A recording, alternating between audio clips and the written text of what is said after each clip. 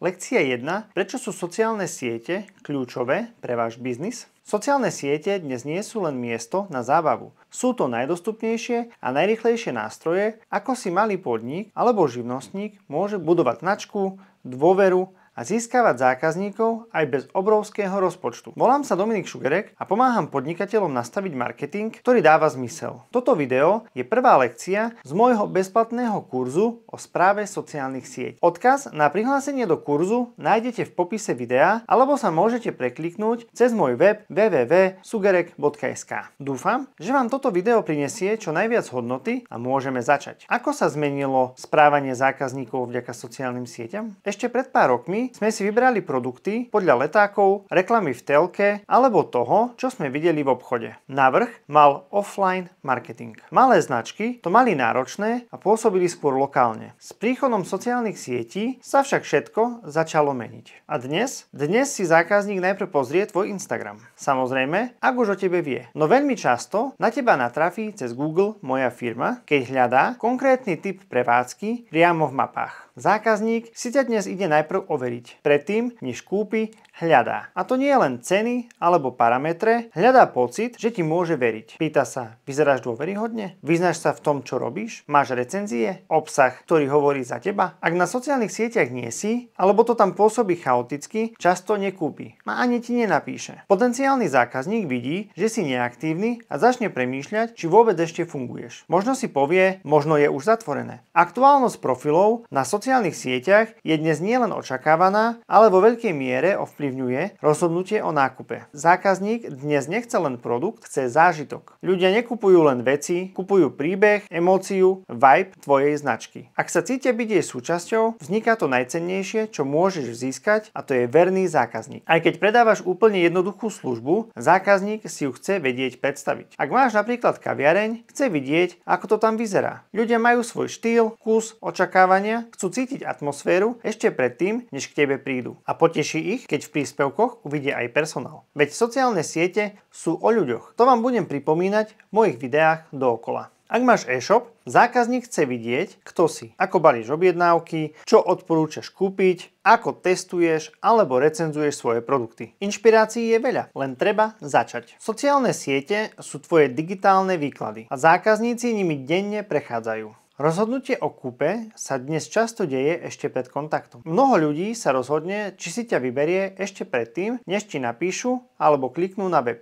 A rozhodnú sa podľa dojmu zo sociálnych sietí. To znamená, že ak tam nie si alebo pôsobíš neprofesionálne, strácaš šancu skôr, než o nej vôbec vieš. Správanie zákazníkov sa zmenilo. Už nestačí mať len dobrý produkt. Dnes musíš byť aj viditeľný, dôveryhodný a zapamätateľný. A práve v tom ti sociálne siete môžu výrazne pomôcť, ak ich používaš správne. Aký vplyv majú sociálne siete na brand awareness, predaj a lojalitu zákazníkov? Sociálne siete majú obrovský vplyv na 3 hlavné oblasti, ktoré rozhodujú o úspechu tvojho podnikania. Povedomie o značke, predaj a vernosť zákazníkov. Začnime pekne od začiatku. Brand awareness, teda povedomie o značke. Ak o tebe ľudia nevedia, nemôžu od teba nakúpiť. Sociálne siete sú dnes najrýchlejší spôsob, ako sa dostať do povedomia aj bez veľkého rozpočtu. Sú zadarmo a ak si chceš obsah tvoriť sám, nič ti v tom nebráni. Stačí vziať mobil do ruky a začať točiť. Nie je to však len o tom byť vidieť, je to o tom byť zapamätateľný.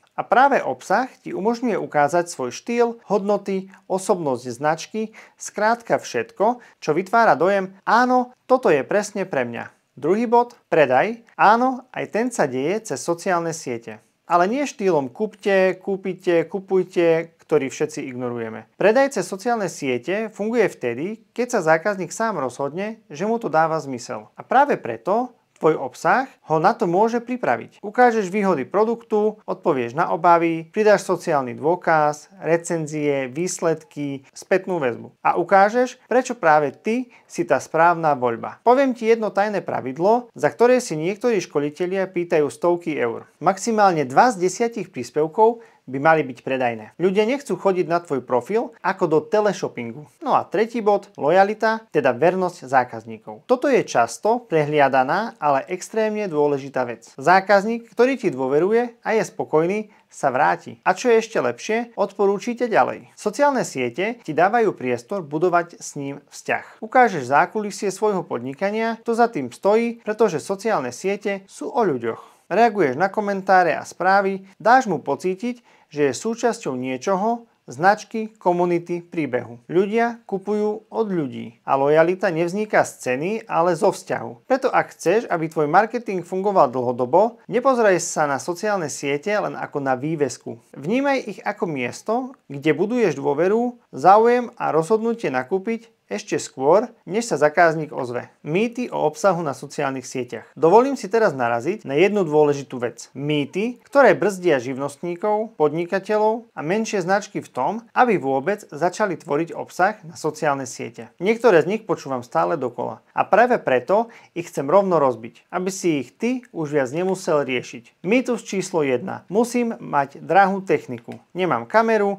nemám mikrofón, nemám štúdio. Ale vieš čo máš? Mobil. A to úplne stačí. Dôležité nie je, čím točíš, ale čo hovoríš. Ani najdrahšie vybavenie ti nepomôže, ak ľudia z obsahu nič nemajú. Mýtus číslo 2. Musím byť pekný, sebavedomý a hovoriť ako moderátor. Toto je úplná blbosť. Ľudia na sociálnych sieťach sú skutočnosť, nie dokonalosť. Radšej si pozrú autentické video, ktoré im niečo dá, ako uhladený reklamný spot, ktorý pôsobí umelo. Je dôležité si uvedomiť, že keď začneš tvoriť, všetko sa prirodzene zlepšuje časom. Zlepší sa ti prejav, držanie tela, gestikulácia, technika aj strih. Každý začne prvým videom, ale len málo kto vydrží až k videu číslo 100. Ak vydržíš a porovnáš sa neskôr, ten pokrok uvidíš sám. Sociálne siete sú beh na dlhú trať, nie šprint. Mýtus číslo 3. Musím postovať každý deň, inak to nemá zmysel. Nie, nemusíš. Dôležité je byť konzistentný, teda nájsť si rytmus, ktorý dokážeš dlhodobo udržať. Aj 2 až 3 kvalitné príspevky týždenne spravia viac než 7 narýchlo zbúchaných. Mýtus číslo 4. Všetko musí byť virálne, inak to nefunguje. Ani náhodou. Nie každý obsah potrebuje tisíce zhliadnutí. Marketing nie je súťaž o lajky, ale o dôveru. A tu buduješ pravidelným hodnotným obsahom. Aj keď ho vidí len 30 ľudí. Možno práve tých 5, ktorí si od teba neskôr objednajú. Na tieto mýty budeš narážať často,